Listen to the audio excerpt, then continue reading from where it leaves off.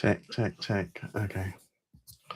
Yeah, this was such a blunder. I had already recorded. I mean, it was only like what 10, 15 minutes of video. Um, Only to find out my sound wasn't working.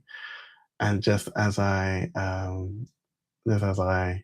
redid it, I realized why. I tried to pick a sound source from my video sources.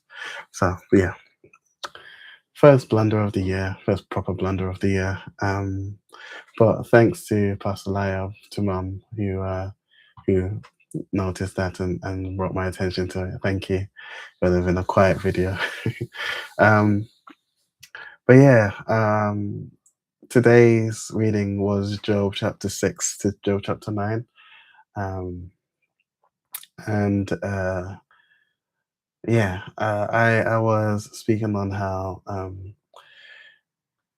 Job responds to Eliphaz and sort of his his response ends up, you know, culminating in this plea for death. He's going through too much and just asking God to end his life. But as I was looking at his response, I was asking myself this question: how could they be better friends? Because we know his other two friends pretty much reiterate the same thing and offer no real comfort to him, no real solution to him.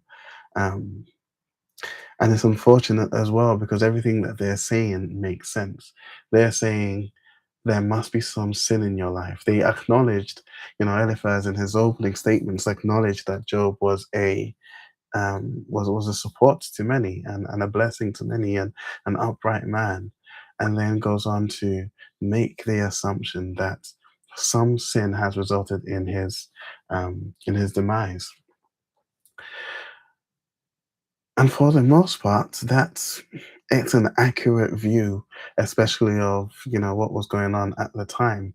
Um, and I say that even because Job himself would make offerings for his children in case they had done something wrong, so as to consecrate them. So there was an understanding that sin can and sin does result sometimes in bad things happening to God's people. That makes sense. Except for the fact that in this case it just didn't apply. And so Job's response, remaining steadfast in his innocence, makes sense, but probably frustrates his friends. And I think the mistake that the friends make is to presume that this which is obvious, that um, sin can bring misfortune, is true.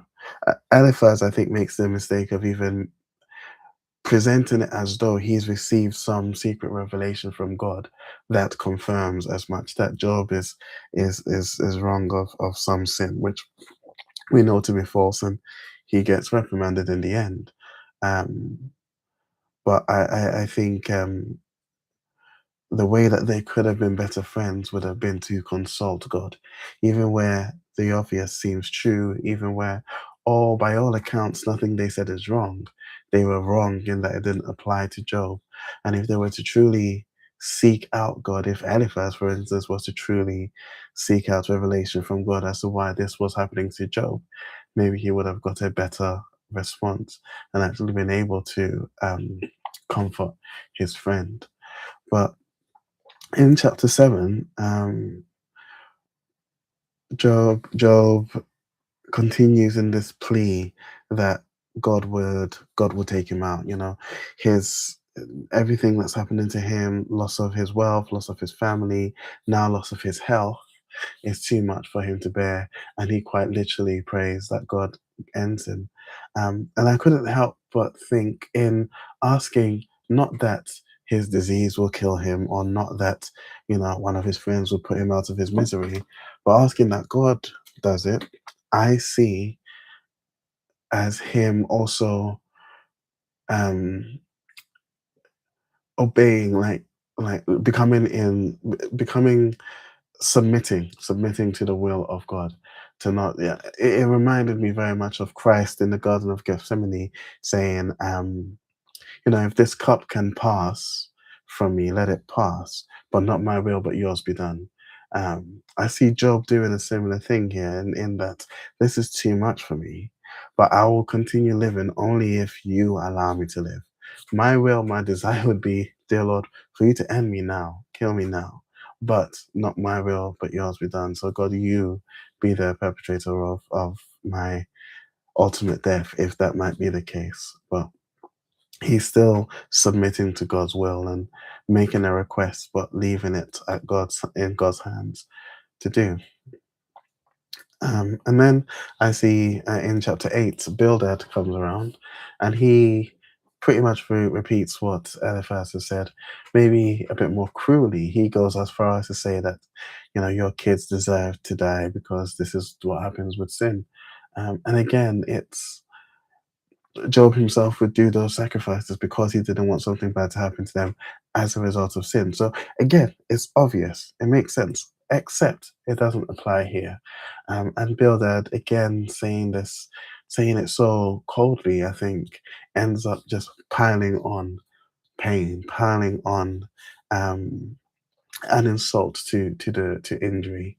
Um, to say as much. And Job's response is the same. He doesn't relent. He knows he's innocent. But I think in chapter 9, Job's response is really good as well, because he then now asks for a mediator, understanding that he would not be able to argue his case before God, albeit he knows he's innocent. He knows he hasn't done anything wrong. He knows this is unfair and what's happening to him. But even he acknowledges that he couldn't argue his case before God and would need a mediator. And again, I see Christ in that position. Christ is that mediator. Um, it's C.S. Lewis, I believe, that made the analogy of arguing or trying to debate with God being similar to cutting off the branch upon which you sit, because the person you are arguing with is the one that gives you the ability to argue.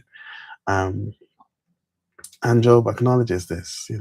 He can't argue his case in front of God. God would find, not God would find, God is God.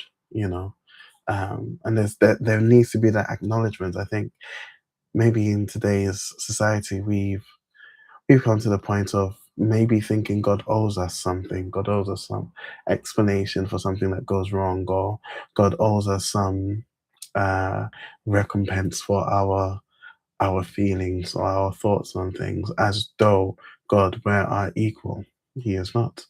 And so Job himself, despite knowing that he is innocent, he hasn't done anything wrong as far as he's concerned, recognizes that he still couldn't argue his case in front of an Almighty God and needs a mediator. And that mediator, I think, we have in the person of Christ. None of us would be able to argue our case in front of God. None of us are blameless to begin with. But we would never be able to argue, no matter how eloquent, no matter how great a debater we might be, we would never be able to argue our case in front of God, and we would very much need a mediator. Um, and how blessed we are that we have one in the person of Christ. And so, yeah, that was 6 and 9. Tomorrow is Job 10 to 13, and we will carry on. I hope whenever you're watching this, whoever you might be, this encourages you to pick up a Bible, have a look in, see what it's saying. And again, thank you, Mum, for pointing out. Sorry, that I had no sound, and now that I have sound, I might assault your ears with my coughing. But yeah, have a great rest of the day, everyone. Peace out.